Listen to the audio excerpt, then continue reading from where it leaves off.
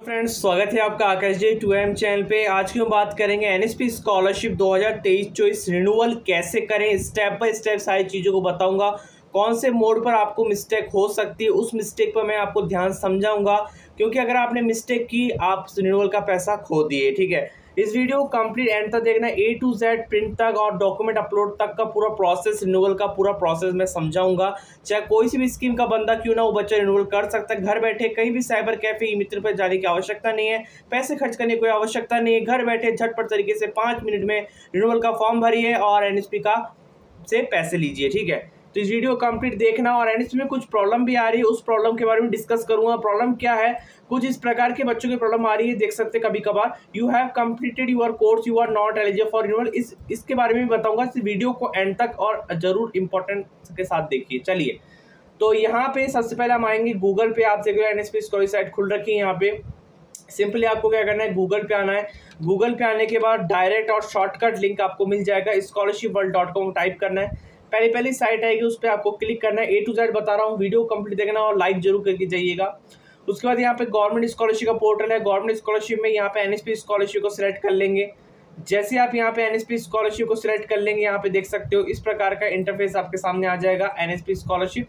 और उसके बाद यहाँ पे देख सकते हो NSP scholar 2023 apply eligibility and document, इसकी ऑप्शन पे क्लिक करेंगे। जैसे इस ऑप्शन पे क्लिक करेंगे, यहाँ पे कंप्लीट सिनेरियो खुल जाएगा। यहाँ पे सारी चीज़ों को देख सकते हो। अगर आप फ्रेश स्कॉलरशिप नहीं भरे तो फ्रेश स्कॉलरशिप भर सकते हो, लेकिन इस वीडियो में रिन्यूअल का प्रोसीजर बता रहा हूँ, रिन्यूअल का प्रोसीजर को समझते हैं। ठीक है, नीचे आएंगे और यहाँ पे मिलेगा एनएसपी रिन्यूअल 2023-24। यहाँ पे डायरेक्ट लिंक जो लॉगिन होता है रिन्यूअल का, वो आपको मिल जाएगा डायरेक्ट लॉगिन। क्योंकि वेबसाइट के थ्रू जाओगे तो वहाँ पे लॉगिन कभी कभार क्रैश हो रहा है, नहीं खुल रहा है साइट, लेकिन इसके थ्रू आपको डायरेक्ट उसके अंदर का लिंक आपको मिल जाएगा। ठीक है, चलिए इस लिंक को मैं यहाँ पे खोल लेता हूँ।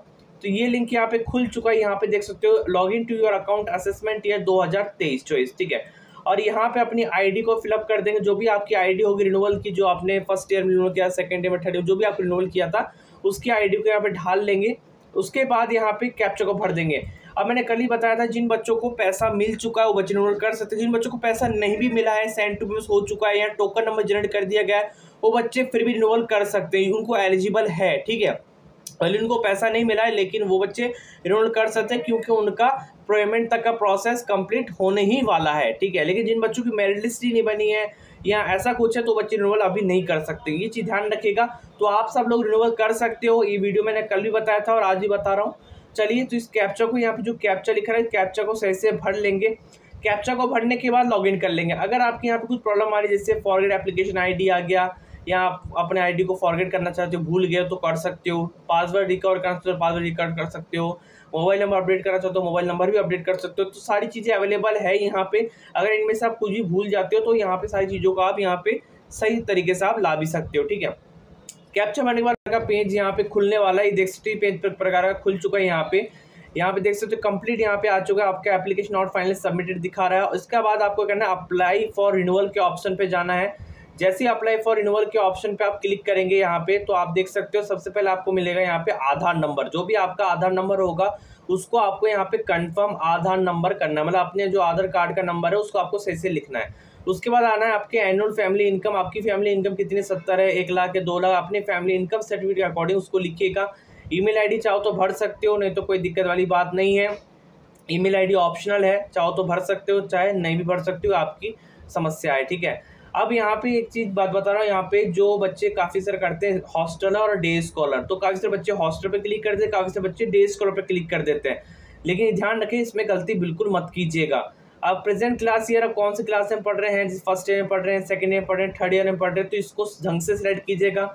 उसके बाद क्लास स्टार्ट डेट आती है, तो क्लास स्टार्ट डेट में क्या लिखेंगे, अपने स्कूल कॉलेज से पता करके क्लास स्टार्ट डेट लिख दीजिएगा। या रैंडमली आप अगस्त सितंबर भी लिख सकते हो, उससे कोई बड़ी इशू और बड़ी समस्या से नहीं होने वाली है। ठीक है, उसके बाद यहाँ पे आप देखोगे, यहाँ पे आता है प्रीवियस क्लास परसेंटेज। ठीक है, तो यहाँ पे मैं आपको बताऊँ प्रीवियस क्लास परसेंटेज में आपको मैं कुछ चीज़ें बता देता हूँ। अगर आपकी प्रीवियस क्लास में 60 बनी है, 70 बनी है, 65 बनी है, अगर आप कॉलेज में है या अभी 12 पास किया है, फर्स्ट ईयर में है, तो यहाँ पे अपनी जो भी परसेंटेज बनी है उसको यहाँ पे फिलअप करना है। ठीक है, कहीं काफ़ी सारे बच्चे करते हैं जिनका रिजल्ट नहीं आया, वो गलत तरीके से फिलअप कर देते हैं कि मेरे 70 बन जाएगी तो मैं 70 फिलअप कर देता हूँ, बल्कि उसका रिजल्ट आया ही नहीं। और जब रिजल्ट उसका आता है, जब मिनिस्ट्री उसकी वेरिफिकेशन करती है बाद में, तब जब उसके 60 आई वो बच्चा 70 कैसे लिख दिया। तो ये चीज़ ध्यान रखना। उसके बाद यहाँ पे आता है एडमिशन एनरोलमेंट रजिस्ट्रेशन नंबर। उसके बाद आपको एडमिशन एनरोलमेंट रजिस्ट्रेशन नंबर बनना, जो आपकी कॉलेज की मार्कशीट वगैरह, कॉलेज वगैरह की मार्कशीट में आपको यहाँ पे मिल जाएगा। जो सिनारियो कुछ इस प्रकार से हो सकता है, जैसे कि आप यहाँ देख रहे हो एडमिशन एनरोलमेंट रजिस्ट्रेशन नंबर, वो आप भर लीजिएगा। उसके बाद यहाँ पे आता है एडमिशन ईयर। एडमिशन ईयर भी आपका एडमिशन ईयर होगा, जैसे आपने जब भी कॉलेज में एडमिशन करवाया होगा उसका ईयर आपको यहाँ पे फिलअप करना है। ध्यान रखिएगा, चाहे वो 22-23 हो, चाहे वो 23-24 क्यों ना हो, जब भी आप कॉलेज में एडमिशन करें तब भरना है आपको। क्लास रोल नंबर आपको यहाँ भर लेना है, जो भी आपके क्लास का रोल नंबर है। उसके बाद सेक्शन को भर लेना है, सेक्शन ए है, बी है, सी है, चाहो तो भर सकते हो, चाहे नहीं भरती, ऑप्शनल आपके लिए ऊपर आता है। अब यहाँ पे आता है डॉक्यूमेंट के बारे में। जी हाँ, इसको समझिए कि डॉक्यूमेंट्स क्या क्या अपलोड करने हैं, कौन सी क्या चीज़। जैसे मैंने आपको बताया था, अगर आपकी स्कॉलरशिप 50,000 रुपये से अधिक होगी, चाहे वो फ्रेश हो चाहे रिन्यूअल हो, आपको यहाँ पे सारे डॉक्यूमेंट अपलोड करने पड़ेंगे। अगर आपकी स्कॉलरशिप 50,000 से कम होगी, सिर्फ ओनली आपका बोनाफाइड स्टूडेंट सर्टिफिकेट ही अपलोड होगा, ठीक है। अब इसमें पहला डॉक्यूमेंट आता है इनकम सर्टिफिकेट। इनकम सर्टिफिकेट अगर बात बताऊँ मैं आपको, तो यहाँ पे आप देख सकते हो नॉट अपलोडेड, यहाँ पे आपको अपलोड करना है। इनकम सर्टिफिकेट वैलिड होना चाहिए, रजिस्टर के थ्रू आपका प्रूफ के साथ होना चाहिए। दूसरी चीज आपकी आती है scan copy of 12th diploma, graduate और इक्विवेलेंट एग्जामिनेशन इफ एप्लीकेबल। आपकी यहाँ पे 12th की डिप्लोमा, ग्रेजुएशन, जो भी आपकी मार्कशीट जो आपने प्रीवियस क्लास में पास किया है, उसकी यहाँ पे डॉक्यूमेंट आपको अपलोड करना है स्कैन कॉपी के तहत। ये ध्यान रखिएगा, इसको अच्छे से अपलोड कीजिए, क्योंकि इसके तहत काफी सारे बच्चों का फॉर्म रिजेक्ट भी आगे होते हुए नजर आया है। उसके बाद यहाँ पे तीसरा चीज आता है यहाँ पे अंडरटेकिंग का।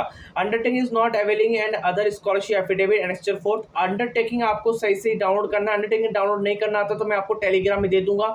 टेलीग्राम में जाएंगे तो आपको अंडरटेकिंग का पीडीएफ आपको मिल जाएगा, उससे आपको कोई भी घबराने की आवश्यकता नहीं है, ठीक है।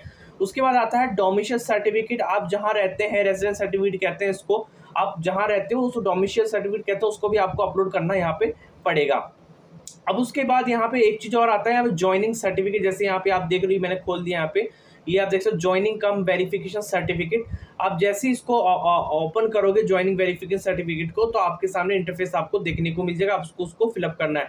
चलिए मैं आपको इसका एक बार इंटरफेस दिखा देता हूँ कैसे इसका दिखता है, ठीक है।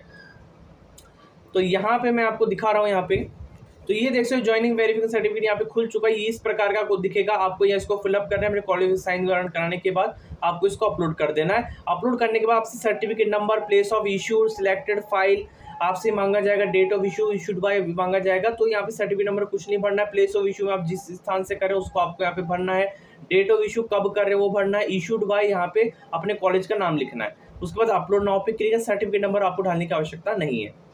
उसके बाद आता है बोनाफाइड स्टूडेंट इंस्टीट्यूशन। अब इसको यहाँ पे डाउनलोड करेंगे। डाउनलोड करने के बाद इस प्रकार का पीडीएफ ओपन होता है। इसको ओपन होने देते हैं एक बार। तो ये अभी ओपन हो रहा है यहाँ पे, इसको ओपन होने देते हैं एक बार।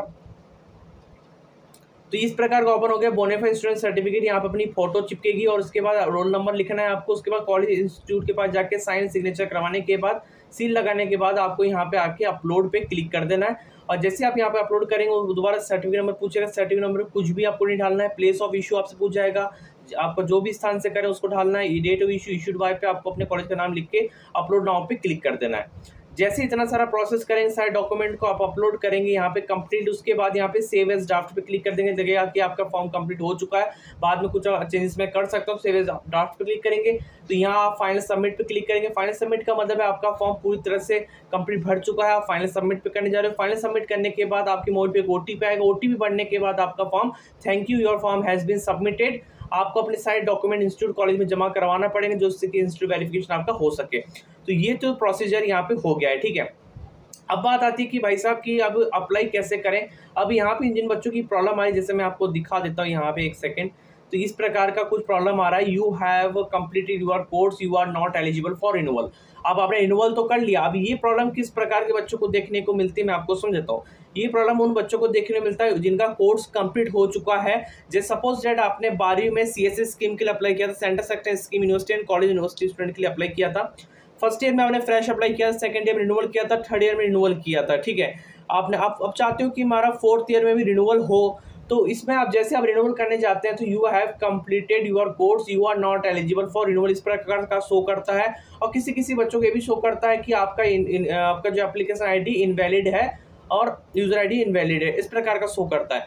तो जिन बच्चों का you are not eligible for renewal show कर रहा है, उन बच्चों का कोर्स कंप्लीट हो चुका है। जो अंडर ग्रेजुएट का जो कोर्स होता है, जैसे बीकॉम हो गया, बीए हो गया, बीएससी हो गया, वो 3 साल तक का होता है। गवर्नमेंट के हिसाब से वो 3 साल का होता है और 3 साल के हिसाब से आपका कोर्स जो है कंप्लीट हो चुका है। अगर आप अगले 2 साल के लिए अप्लाई करना चाहते हो तो उस 2 साल के लिए आपको कुछ टाइम और वेट करना पड़ेगा। जी हाँ, कुछ टाइम मतलब है कि आपको 5 से 10 दिन और वेट कीजिए 2 साल के लिए। उसके बाद आप उस फॉर्म को भी रिन्यूअल कर सकते हो डेफिनेटली। उसमें आपको बस क्या करना है, आगे 2 साल में आपको पीजी का जो चीज़ हो, आप पोस्ट ग्रेजुएशन करना चाहते हैं, एमए करना चाहते हो, एमबी करना चाहते हो, तो 2 साल के लिए आपको वो फिलअप करनी पड़ेगी। ठीक है, तो वो ऑप्शन खुलेगा बहुत जल्द। तो अभी आपको सिर्फ 10 से 15 दिन और वेट कीजिए उसके लिए। जिसकी प्रॉब्लम आ रही है वो 10 से 15 दिन वेट कीजिए, ऑटोमेटिक वो प्रॉब्लम जो है रिजॉल्व हो जाएगी आपकी। उससे आपको घबराने की आवश्यकता है। 2 साल और रिन्यूअल आप कर सकते हो, कि मेरे दोस्त ने भी रिन्यूअल किया था 2 साल और आगे, इस प्रकार से। ठीक है, तो उन्होंने बताया कि कुछ टाइम वेट कीजिए, 10-15 दिन, वो एक ऑप्शन आता है उसमें 2 साल का और ढाल देंगे, फीस में अपडेट कर देंगे,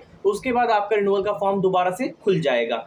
अब यहाँ पे मैं एक्चुअली बता देता हूँ, जिन बच्चों ने रिन्यूअल कर लिया है, जिनका पैसा नहीं आया है, वो बच्चे रिन्यूअल कर सकते हैं, डेफिनेटली कर सकते हैं, कोई दिक्कत नहीं है। जिनकी मेरिट लिस्ट नहीं बनी है वो बच्चे रिन्यूअल नहीं कर सकते, उनका जैसे खोलेंगे invalid user ID and password show होने वाला है। तो आई होप आपको वीडियो पूरा समझ में आएगा, इन्फॉर्मेटिव लगा होगा। मिलती किसी नए वीडियो के साथ। जय हिंद।